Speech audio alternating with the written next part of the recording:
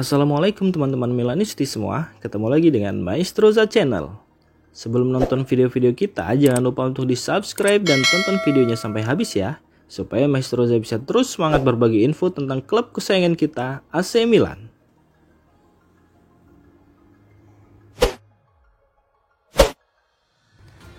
Paolo Maldini akhirnya membongkar sedikit cerita di balik layar selama menjabat sebagai direktur teknik AC Milan, di mana dia menjelaskan sulitnya mendatangkan pemain baru untuk Rossoneri.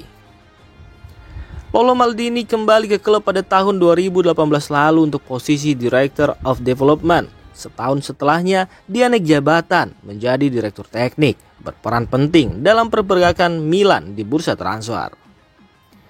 Selama bekerja dalam peran tersebut, Maldini berjasa mendatangkan beberapa pemain penting untuk Milan, termasuk Theo Hernandez, Rafael Leao, Mike Maignan, dan Fikayo Tomori. Pekerjaan Paolo Maldini terbilang bagus. Dia tahu pemain seperti apa yang dibutuhkan Milan. Karena itu, keputusan Milan memecat Maldini pada awal tahun ini cukup mengejutkan.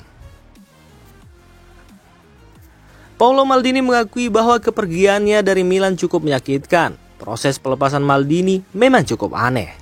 Pemilik Milan, Geri Cardinale, tiba-tiba mengatakan bahwa Milan butuh perubahan. Maldini lantas dipecat. Padahal musim sebelumnya Milan baru saja meraih Scudetto. Maldini lantas membongkar proses kerjanya di bursa transfer dan ruang geraknya yang dibatasi oleh pemilik klub. Jika kita bicara soal proses perekrutan, saya tidak pernah punya kuasa untuk mendatangkan pemain, bahkan sekedar untuk pinjaman, ujar Maldini. Setiap pemain yang direkrut direkomendasikan oleh saya, Boban, dan Masara. Setiap pilihan dibagikan ke CEO dan para pemilik klub. Namun, tanda tangan untuk merekrut pemain selalu datang dari petinggi.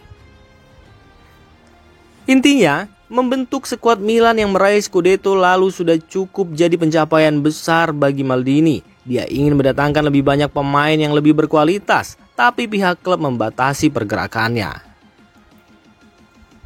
Kurang lebih ada sekitar 35-40 pemain yang masuk ke radar kami dan saya tidak pernah menaikkan kontrak untuk mereka satupun, bahkan untuk skema pinjaman. Bahkan, faktanya banyak usulan saya yang tidak disetujui. Saya berulang kali ditolak. Begitulah adanya, tandas Paolo Maldini.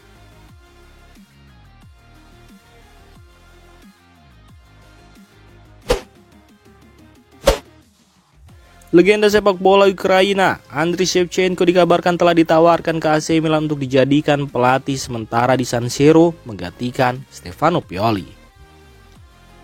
Saat ini Pioli berada dalam tekanan besar, pasalnya penampilan Milan tidak stabil.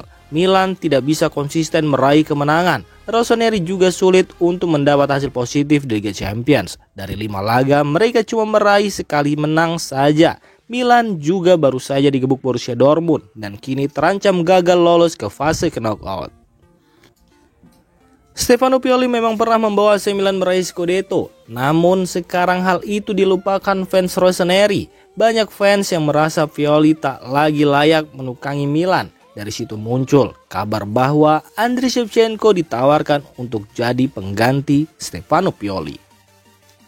Kabar ini muncul oleh jurnalis asal Italia, Nicolo Sira, via Sempre Milan. Ia mengklaim Shevchenko telah ditawarkan oleh beberapa agen perantara. Shevchenko ditawarkan untuk jadi pelatih sementara Milan sampai bulan Juni 2024 saja.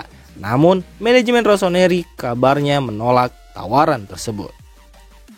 Pasalnya, rekam jejak Shevchenko tak terlalu meyakinkan. Selain itu, kontraknya masih tersisa sampai 2025. Jadi jika melepasnya sebelum waktunya, maka Milan harus mengeluarkan sejumlah uang sebagai biaya kompensasi.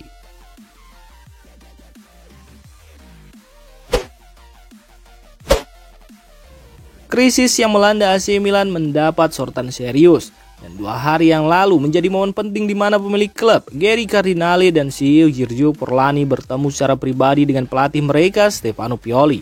Pertemuan ini bertujuan untuk membahas kondisi krisis yang tengah dihadapi Milan dan memberikan dukungan yang tulus kepada sang pelatih. Berita dari berbagai sumber, termasuk Sky Sport Italia, menyebutkan bahwa Porlani tiba terlebih dahulu di Milanello pada sore hari waktu setempat. diikuti oleh kedatangan Cardinale 1 jam setelahnya. Pertemuan darurat ini menunda jadwal kepulangan Cardinale ke Amerika Serikat. Ketiga tokoh tersebut kemudian berkumpul untuk makan siang di kamp pelatihan setelah para pemain dan staf kepelatihan lainnya pulang ke rumah. Meskipun Milan menerima kritik tajam dari media dan pendukungnya usai kekalahan telak 3-1 dari Borussia Dortmund, klub tetap menunjukkan sikap dukungan yang kuat kepada Stefano Pioli. Saat ini, terlihat bahwa klub tidak memiliki niatan untuk memecat Pioli sebelum musim berakhir. Manajemen Milan masih percaya bahwa sang pelatih mampu memperbaiki performa tim. Meski langkah Milan di Liga Champions terasa hampir terhenti, hanya dapat melanjutkan jika berhasil mengalahkan Newcastle United di Stadion James Park dan berharap Paris Saint-Germain juga menelan kekalahan dari Borussia Dortmund. Salah satu kekhawatiran besar yang menjadi fokus pembicaraan adalah kondisi skuad yang hancur, terutama oleh serangkaian cedera otot. Cedera hamstring yang dialami oleh Malick Thiaw menjadi pukulan terbaru yang mungkin membutuhkan waktu pemulihan beberapa bulan. Hal ini menjadi perhatian serius dalam upaya mengatasi masalah yang dihadapi AC Milan.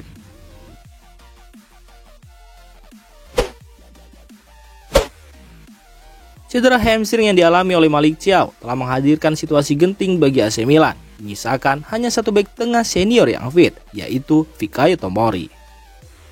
Menurut laporan dari calciomercato.com, cedera yang dialami oleh Malick Thiaw bisa memaksanya absen dalam jangka waktu yang panjang karena parahnya masalah otot yang menimpanya. Dengan absennya Marco Pellegrino dan Pierre Kalulu hingga tahun baru, lini belakang Milan tampak sangat keropos.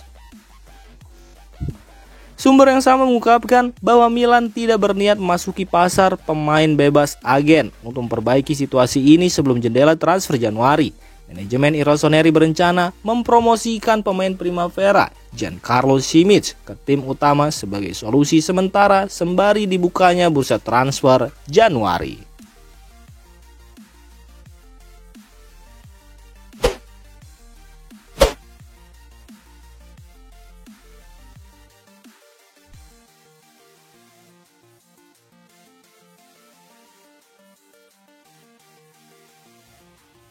Demikian informasi dunia sepak bola terupdate hari ini. Untuk kamu yang gak mau ketinggalan seputar informasi sepak bola Eropa, silahkan like, subscribe, dan share video ini. Terima kasih.